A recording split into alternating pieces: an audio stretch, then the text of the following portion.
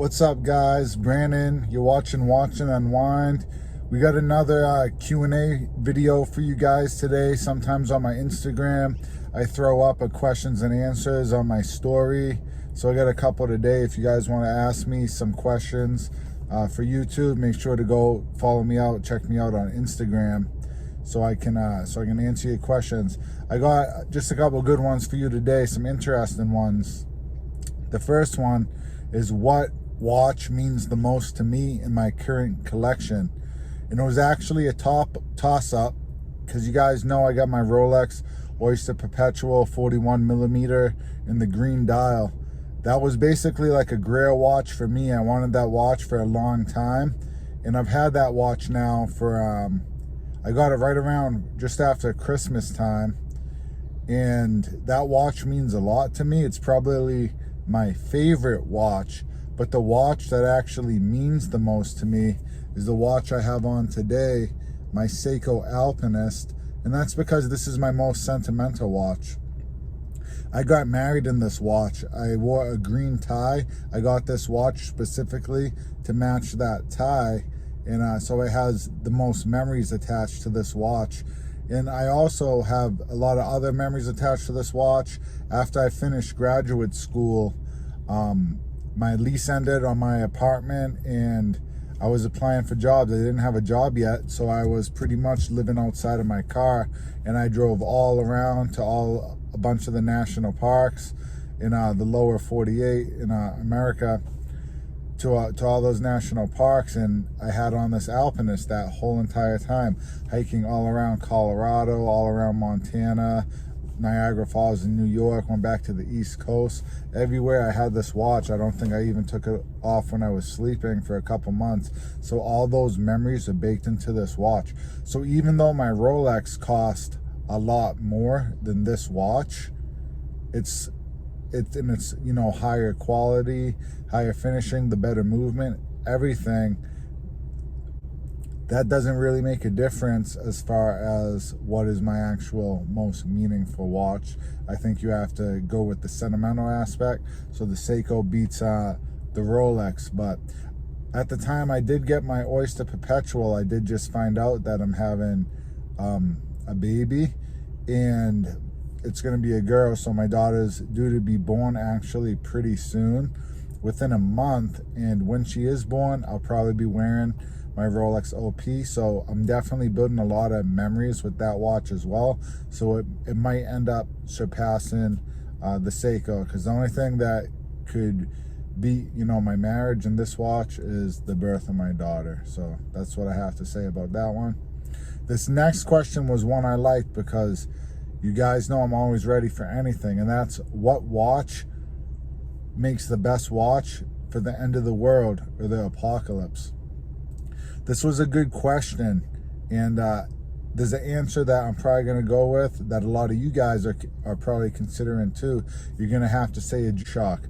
What G-Shock would it be? I would want to pick the GA2100, the Casio, because you have a watch here that is highly shock resistant. So if you got to fire your firearms, it's not going to be a problem. It's not going to throw off the beat of that watch. A lot of other watches, some like that, swinging golf clubs, you know, shooting firearms, you could definitely throw off the movement of your watch. The quartz battery, it's going to last a long time. Quartz is way more accurate than a mechanical watch. Any mechanical watch, even the best of the best, quartz is more accurate. So I think that, set it and forget it. You don't got to worry if you had to take it off for some reason. It's still going to be beating. And all the other functions you get on a G-Shock, different alarms, you know, world timer. At the end of the world, timing is going to be really important. If you have some sort of meeting or something that you got to be somewhere at a certain time, you definitely don't want to make sure you're late. So I think you need a really, really rugged and reliable watch.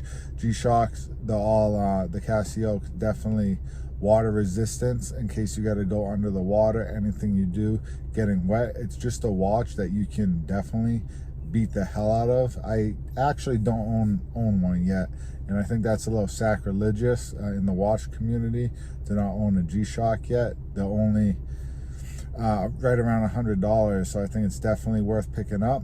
But I'm going to go a step further, and I'm going to tell you guys to check out the GAB 2100. It's the same thing as the Casio, but it's actually the solar powered version. In case there's the end of the world scenario and you can't or you don't want to change your battery, or your battery dies, you're not able to change it right away. Maybe there's not a way to sync your watch up to the time. It needs to just stay running. I think the solar power is definitely the way to go. If it's on a full charge, it's supposed to be able to last about 7 months without that battery dying, actually. But as long as you get some sort of light on it,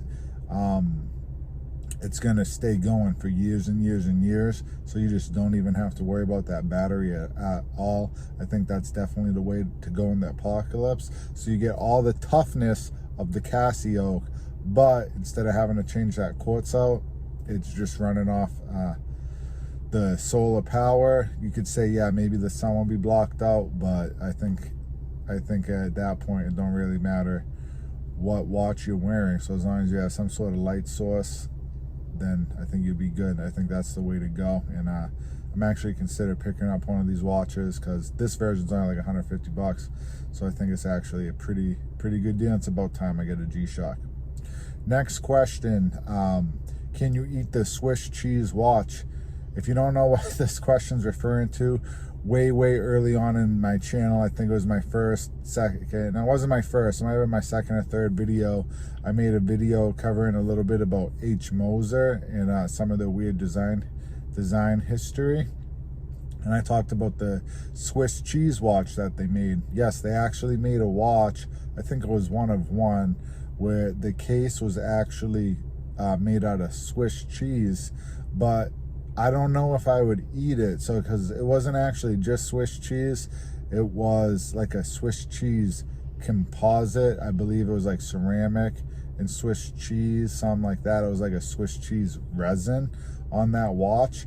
So you might technically be able to get it down. You can probably eat anything if you have enough willpower, but can you digest it? Probably not. So I probably wouldn't go ahead and eat that watch, but it was a good question. All right, that's all I got for you guys today. Just a couple questions. Make sure to check me out on Instagram so you can get on to the next questions and answers if you wanted me to ask you questions.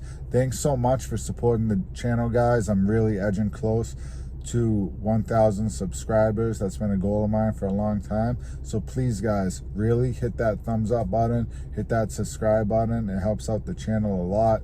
I got some exciting things lined up. I just gotta kind of keep up that momentum. I'll catch you guys on the next one.